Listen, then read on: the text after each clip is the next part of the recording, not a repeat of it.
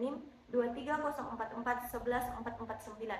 Di sini saya akan menjelaskan tentang topologi star. Topologi star adalah salah satu jenis topologi jaringan di mana semua perangkat, misalnya komputer atau perangkat jaringan lainnya, terhubung ke satu titik pusat yang biasanya berupa switch. Titik pusat berfungsi sebagai penghubung yang mengatur komunikasi antara perangkat-perangkat di dalam jaringan. Media transmisi yang digunakan yaitu 1. Kabel UTP.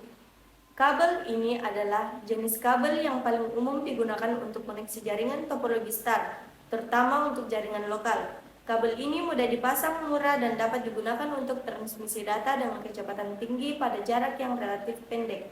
Yang kedua, fiber optik. Untuk jaringan yang lebih besar atau untuk komunikasi jarak jauh, fiber optik sering digunakan karena memiliki kecepatan tinggi dan dapat mentransmisikan data dalam jarak yang lebih jauh tanpa mengalami penurunan kualitas sinyal. Yang ketiga, kabel koaksial. Meski kurang umum dibandingkan dengan UTP, beberapa jaringan lama atau untuk transmisi jarak jauh juga dapat menggunakan kabel koaksial.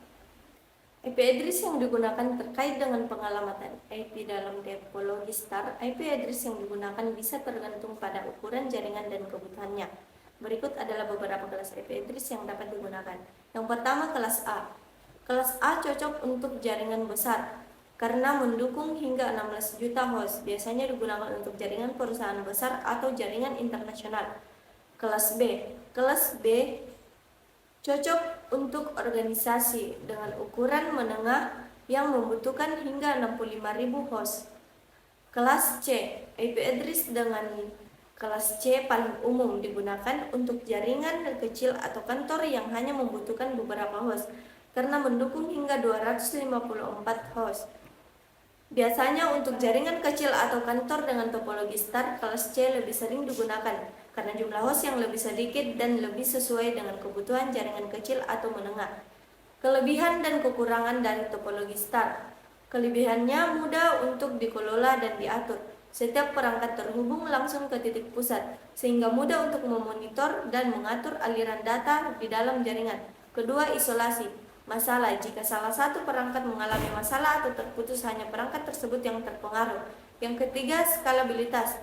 Mudah untuk menambah perangkat baru tanpa memengaruhi perangkat lain, cukup dengan menambah koneksi ke titik pusat.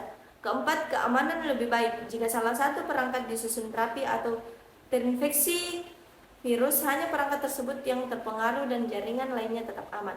Kekurangannya, ketergantungan pada titik pusat. Jika titik pusat mengalami kerusakan, maka seluruh jaringan akan terputus karena semua perangkat bergantung pada perangkat ini. Kedua, biaya. Memerlukan lebih banyak kabel dibanding dengan topologi lainnya, terutama jika menggunakan kabel UTP atau fiber optik. Ketiga, kepadatan trafik di titik pusat. Kelebihan dan kekurangan dari media transmisi. Kabel UTP, kelebihannya harga terjangkau, mudah dipasang, dan tersedia di hampir seluruh tempat. Kompatibel dengan banyak perangkat jaringan. Kekurangannya, jarak terbatas, maksimum sekitar 100 meter untuk kabel standar. Rentan terhadap gangguan elektromagnetik jika tidak dilindungi dengan baik. Fiber optik, kelebihannya kecepatan transmisi sangat tinggi, dapat digunakan untuk jarak jauh tanpa degradasi sinyal. Tidak rentan terhadap gangguan elektromagnetik. Kekurangannya, biaya lebih mahal untuk instalasi dan pemeliharaan. Pemasangan lebih rumit dan membutuhkan keterampilan khusus. Kabel koaksial, kelebihannya lebih tahan terhadap gangguan dibanding dengan UTP. Dapat mentransmisikan data dalam jarak yang lebih jauh. Kekurangannya, lebih mahal dan lebih sulit untuk dipasang. Lebih besar dan lebih kaku sehingga lebih sulit untuk dikelola di jaringan yang lebih besar. Kelebihan dan kekurangan dari IP address kelas A, B, dan C. Kelas A diperuntukkan bagi jaringan besar, namun tidak efisien untuk jaringan kecil. Untuk kelas B, menawarkan fleksibilitas untuk jaringan menengah, tetapi masih lebih besar dari yang dibutuhkan untuk kebanyakan jaringan kecil. Untuk kelas C, sangat efisien untuk jaringan kecil atau menengah, namun dapat menjadi terbatas jika jaringan berkembang pesat.